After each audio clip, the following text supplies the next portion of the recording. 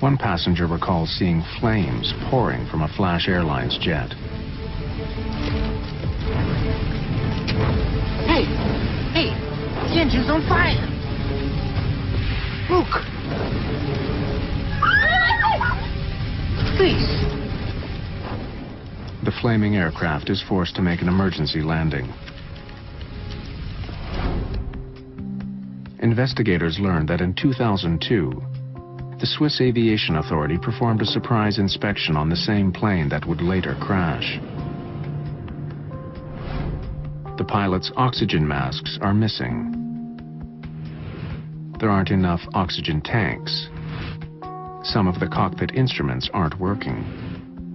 It's enough for the Swiss to ground the flight for 8 hours until the company repairs the plane. A few days later, Flash Airlines was banned from flying in Switzerland. Another ban occurred in Poland. In Norway, tour operators stopped contracting with Flash. It's a rare event for an airline to be banned from operating into a country. They had to have done something dramatically wrong, especially when it comes to safety. With mounting concerns about the safety record of Flash Airlines, investigators combed through the company's paperwork. They discover that the most recent maintenance records for the plane that crashed were never duplicated.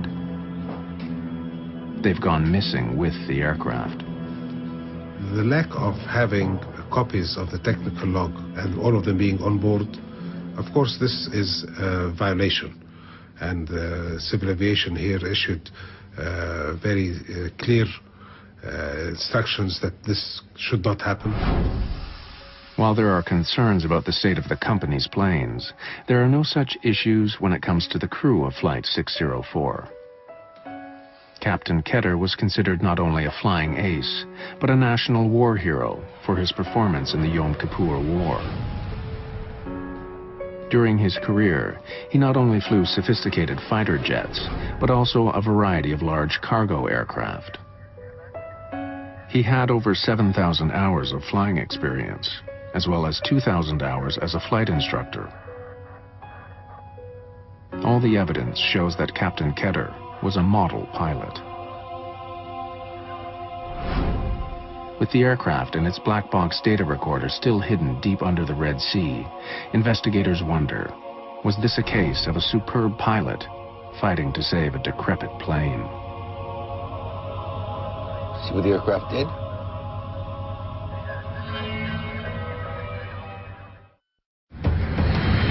On a moonless January night, a Flash Airlines 737 spiraled wildly into the Red Sea. All 148 people on board were killed. Investigators trying to find out why the plane went down have uncovered a history of safety problems with the airline. But trying to prove that there was anything wrong with the plane that crashed is difficult. Much of the wreckage has sunk deep beneath the waves. Investigators have been unable to find the flight's black boxes. Whenever an airplane crashes into the water, there's always a fear by investigators that the cockpit voice recorder and the flight data recorder may not be recovered. Those two boxes in and of themselves give the investigator a very good picture, and without them could make the investigation process very, very difficult. Finally, after several days of searching, a breakthrough. A French research ship hears the locator signals given off by the black boxes. A remotely operated sub drops down over 1,000 meters. The violence of the crash has spread the wreckage over a wide area. 2 weeks after the crash, both the cockpit voice recorder and the flight data recorder are recovered from the bottom of the sea. Investigators finally have some hard evidence.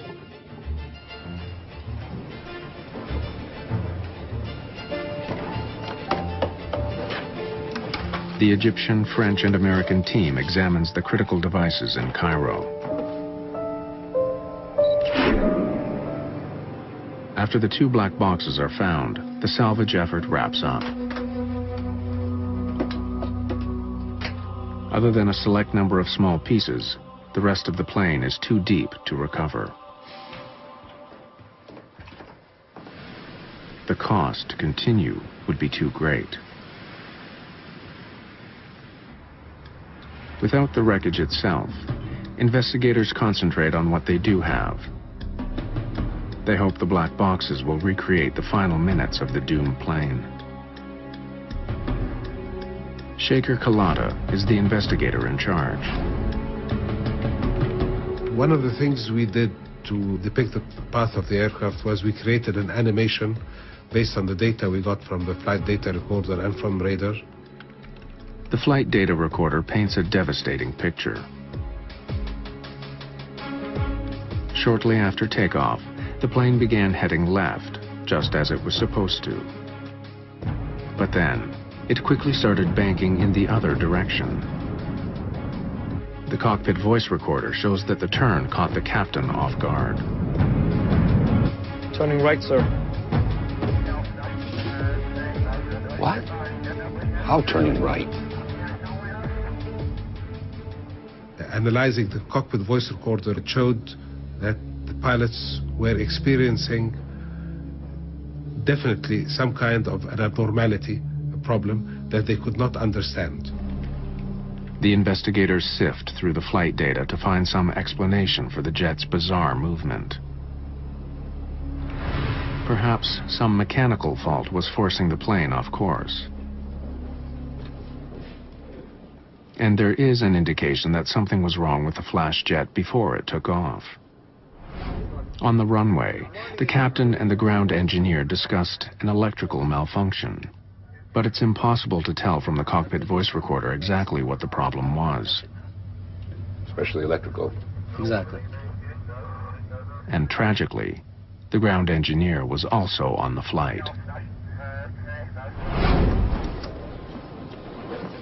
We believe from the data we are looking at in the flight data recorder that there is a very high possibility that the plane was tending to turn to the right by itself. But exactly what had gone wrong? A thorough accident investigation can take years. But in the case of Flash Flight 604, there are unique challenges. The problem with accident investigation is that it's very time-consuming and resource-intensive, especially when we don't have an airplane to physically look at. 50 different theories are examined in minute detail. In the process of looking into all the possible hypothetical scenarios, we proceeded by eliminating those that did not fit the data. Investigators travel to the United States to test the most likely ideas in a sophisticated simulator.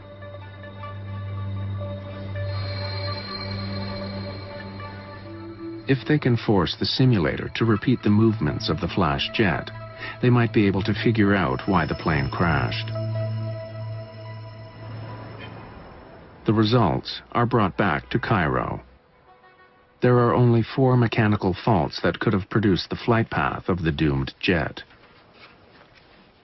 Investigators believe the key to the crash is to find out why the plane began turning off course.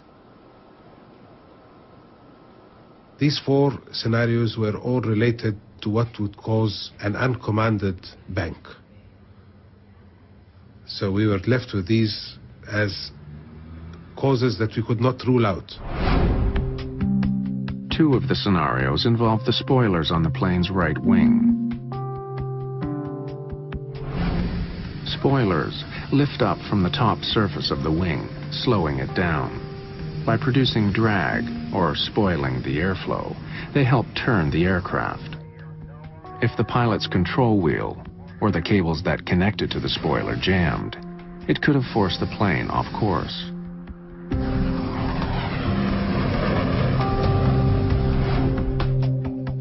Problems with the spoilers are one explanation, but there's no physical proof.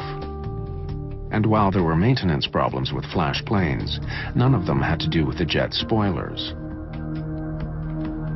The team searches for another explanation. Another potential cause of the crash is the plane's ailerons. This part of a plane's wing controls